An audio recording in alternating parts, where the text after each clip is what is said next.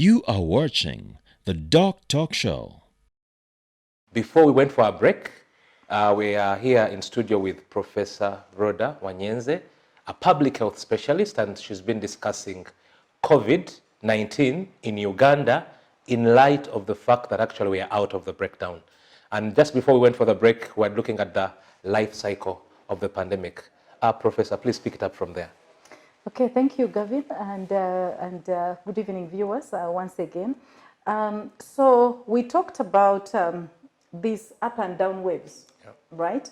But the key message I would like to leave with us is that we determine how long we can stay before the next wave. Before the next wave.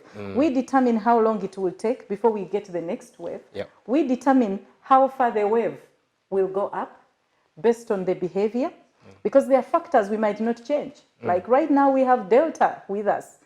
It's highly transmissible. It leads to severe disease. Yeah. And by the way, Delta has now taken over. And almost all the cases in Uganda that are being tested are due to Delta. Prof, so we have very scary problem. Yes. That is very scary. Yes, more than 90% of the genotyping that is being done to characterize the virus shows that more than 90% of these are Delta variants. We know it's easier to transmit. We know it leads to more severe disease, even in the younger people. So we have a big problem with us.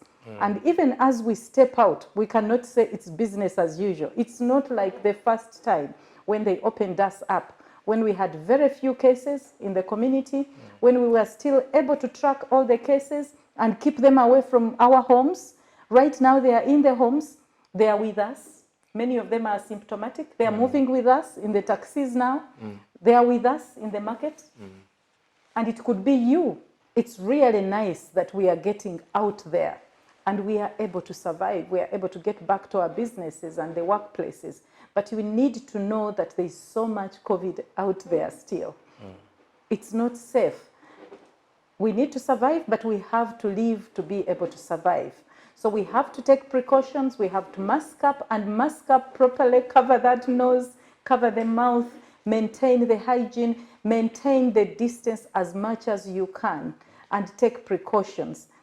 And hopefully, we can be able to live to the time when we shall have enough vaccines for many of us to vaccinate. And when that opportunity comes, we need to step out and vaccinate. We can't afford to go back to that history where we talked about, the blood clots, we talked about experiments being done on us, and all sorts of things that we were picking on social media and discouraged people from vaccinating. We now know that the vaccines can help us. So beyond the individual behaviors, when the vaccines become available, let's step out and let's vaccinate when our turn comes. Wow, that is very, very empowering, Prof. What comes out very clearly, my dear viewers, is that you and I, actually a friend of mine told me that now that we have been opened up, we're no longer in lockdown, the health workers or the doctors are no longer your line of defense. You out there in your home, at your workplace, at that shop, in the taxi, seated on that border ride, you are the first line of defense for yourself and for your community. And the measures in place or the SOPs have not changed. It's what is going to help us come out of this problem, like Professor has put it. Professor, I know while you were talking about the life cycle, you made a hit on herd immunity. And that's a word that I've seen being used on social media. I've had politicians use it here and there, talk about herd immunity.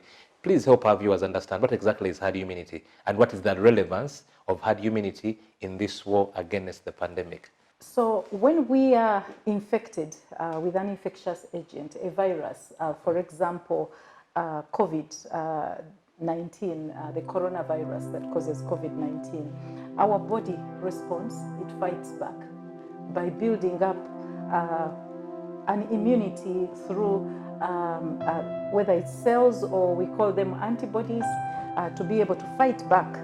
And when we recover, our bodies retain a certain memory that allows us to quickly recognize and fight back when the same agent attacks our bodies again. So this is what happens when we get vaccinated as well. Yeah. You can use a vaccine to activate our bodies to also develop that defense mechanism. So we can get that defense mechanism either through a vaccine or natural infection. Okay.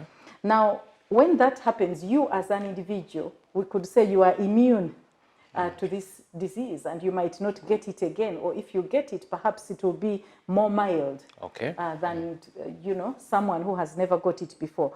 Now, when you have several people within the community that have that kind of defense mechanism, you get to a point where the disease cannot easily move from one person to the other. Basically, it's like a wall of sorts, because for infection to happen, there has to be someone who is vulnerable and someone who has the disease. Okay. But when you have a significant proportion of people in a community that are protected from that disease, either from due to vaccination or a natural infection, then you could say you have herd immunity when it gets to that point where you don't have transmission literally happening because there are so many people that are protected. Wow. Now, this might vary based on the disease you're dealing with. It might be 60%, it could be 70%.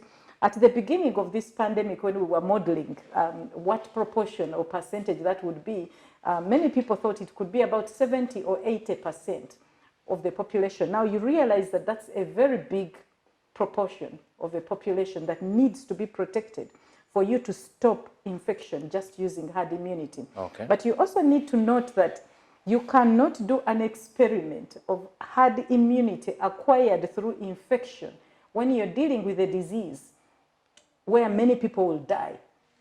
Let's say that you want to try that experiment in Uganda.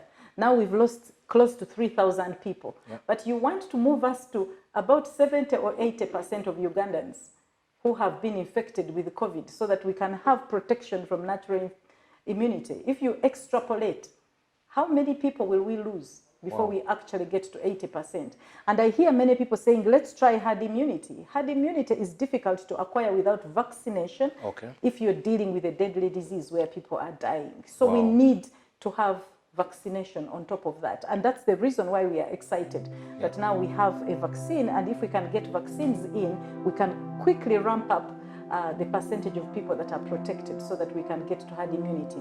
But the other thing we need to note is that it also may vary depending on the variant. Right now, the new modeling shows that we might need over 80% and perhaps closing in on 90% for us to acquire that. Over 80% of people that have been vaccinated of the population? Yes. Now that we have Delta, because it's more transmissible, and because of that, we might need to perhaps go much higher in terms of coverage of people that are protected before we can say that we are safe. So we cannot rely on herd immunity alone in terms of dealing with this virus. Yeah, picking up rather, infection, herd immunity acquired from infection alone cannot do it for us. Wow.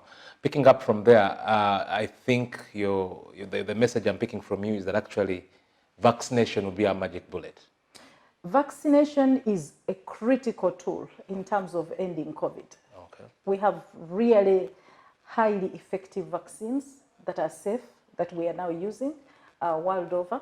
So vaccination is actually very, very critical. But I need to mention that vaccination alone will not get us there. We know that from other public health interventions. We need more tools. We need to do more research to get more drugs, so that those that will be vaccinated but get infection can then be treated well so that we don't lose more people.